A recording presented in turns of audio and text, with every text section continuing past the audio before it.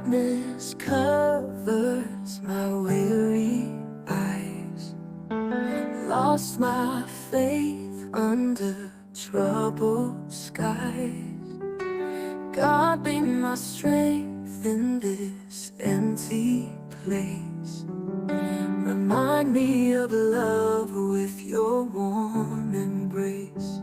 Oh, Heavenly Father, hold me tight. Once a church girl, now a sex worker. Part 2. The nights on the streets were colder than I could have ever imagined. Each day felt like a fight I was losing. Hunger gnawed at my stomach and fear followed me like a shadow. I tried to stay invisible, keeping to quiet corners where I could watch people go by but not be seen. Life on the streets was a harsh and unforgiving place. I quickly learned I couldn't survive without doing whatever work I could find. I began by asking for work at small roadside eateries, markets, and everywhere people gathered. Most people wanted nothing to do with me, but sometimes someone would let me wash dishes in the back, cleaning up after they closed for the day. I would scrub greasy pans and mop the floors in exchange for a few coins or maybe a plate of leftover food. When I found a place that would let me work, I would do anything they asked. I would sweep, clean tables, wash clothes, and sometimes even take out the trash. I was willing to do any job if it meant I could get something to eat or have a little money to survive. I worked hard, but it never felt like enough. Each day, I moved from one place to another, hoping to find someone kind enough to let me do some cleaning or small chores. On good days, I could piece together enough small jobs to afford a place to sleep for a night, but those days were rare. Most nights, I would lie awake on the street, my stomach itching with hunger, my clothes dirty and torn.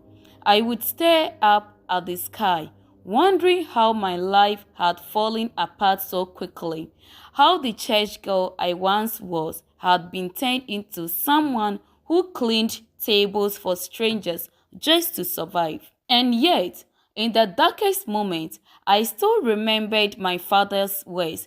Even in the darkest valley, there is always a glimmer of light.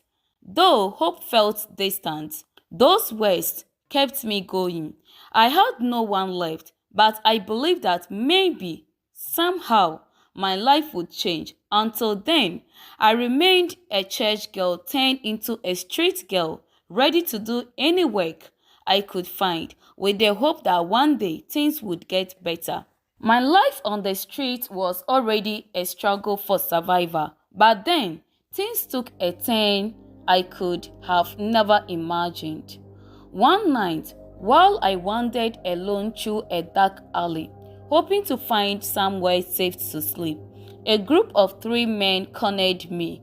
I tried to run, to scream, but they were faster, stronger.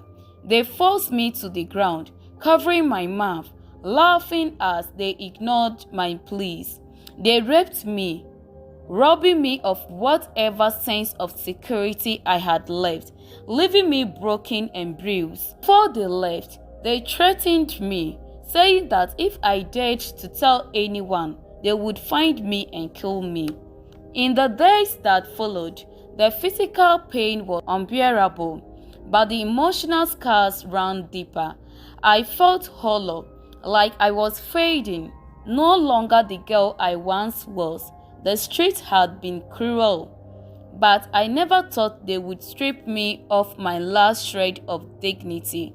I felt like a shadow of myself, moving from place to place, trying to avoid anyone who looked at me too long or seemed to recognize the brokenness in my eyes. One day, while I was sitting alone near a market, a lady approached me.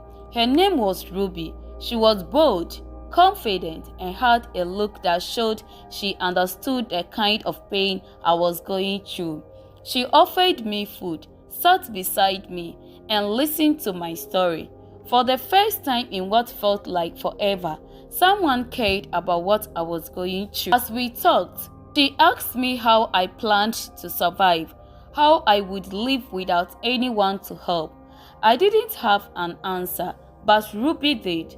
She told me that she had been in my shoes once, and that the only way she had managed to escape the cold street was by doing what she had to, working in the only way people were willing to pay for.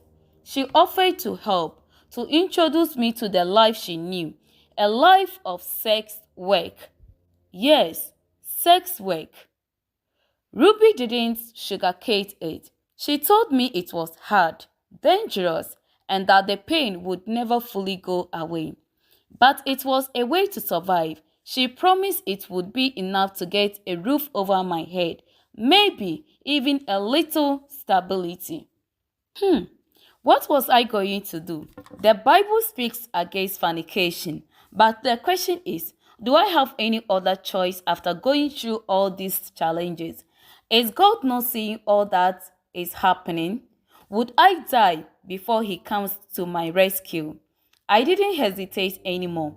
After all, what was I left with? My home, my dad, or my dignity?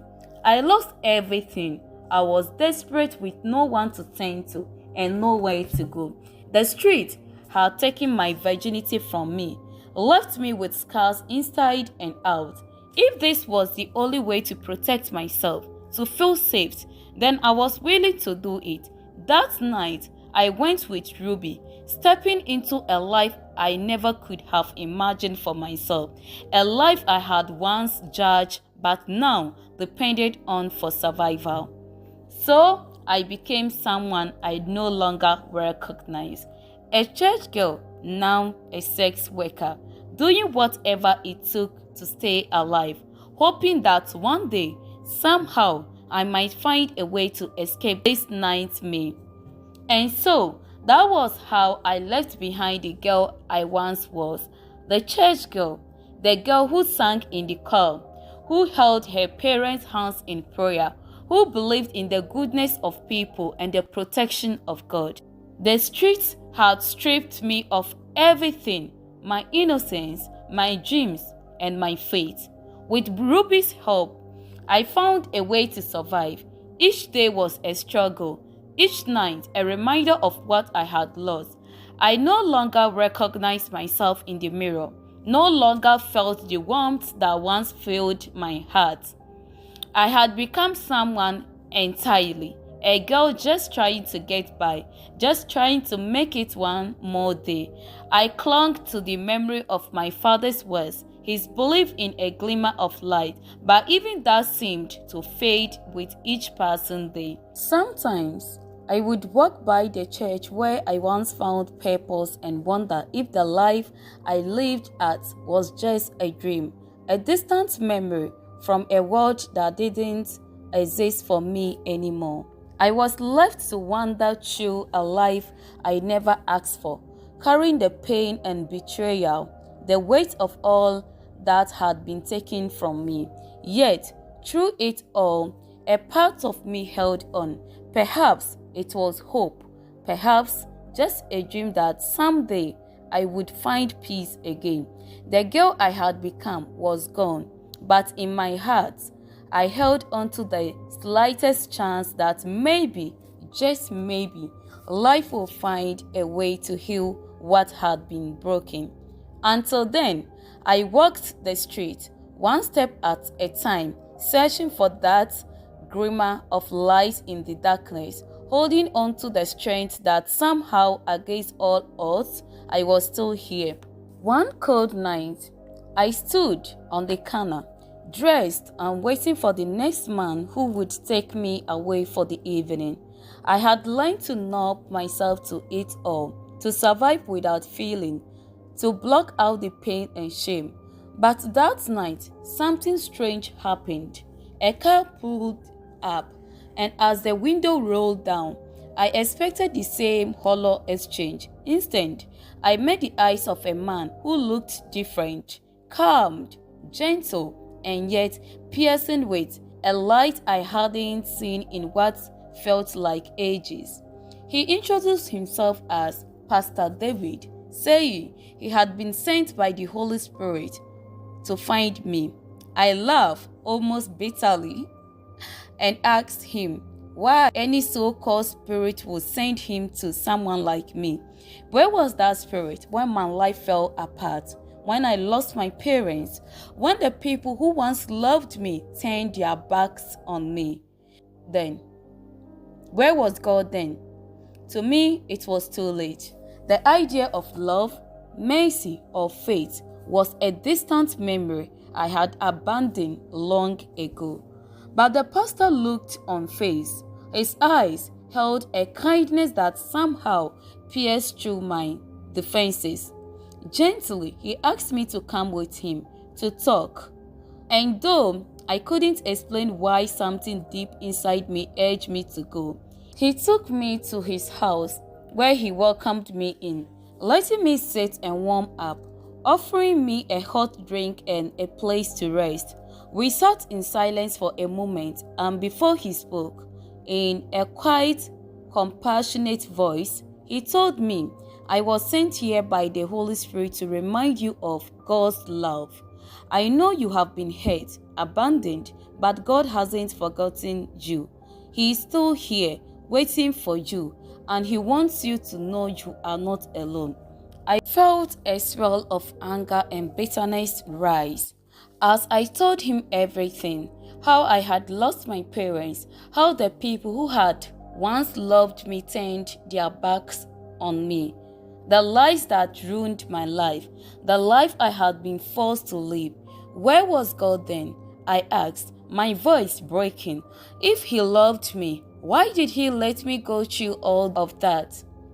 The pastor didn't try to explain the pain. He didn't offer easy answers. Instead, he looked at me with sorrow and understanding, and then he said, sometimes we go through trials that feel unbearable, and it is in those darkest moments that God waits for us to call out to him. He never left you, even if you felt like he did. He has been with you through it all, and he is calling you back to him. He talked about the love my parents had for me, how they would want me to find peace, to honor their memory by finding my way back. He reminded me of God's forgiveness. He offered to help me start fresh, to go back to school, to rebuild my life, and to find a purpose beyond this. It wasn't easy to accept, but deep down, I knew this was my second chance. That night, I got on my knees and prayed. I poured out everything, my pain, my regrets, my sins.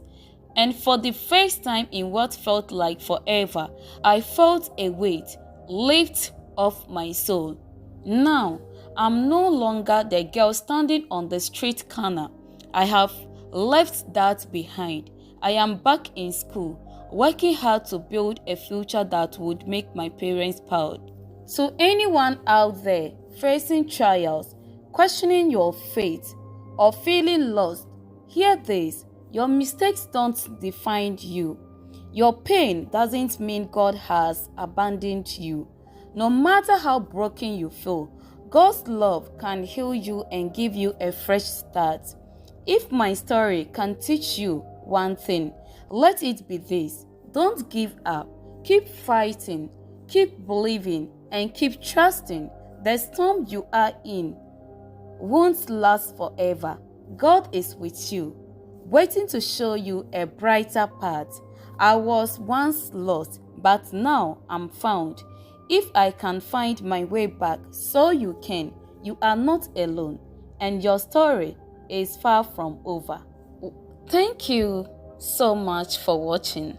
This marks the end of Once a Church Girl, Now a Sex Worker. If it touched your heart or inspired you, please show your support by liking, sharing, and leaving a comment below. Don't forget to subscribe so you don't miss more stories like this. Your support means everything to me, and I truly appreciate each and every one of you. My love for you all is endless. Thank you for being part of this journey. Stay blessed.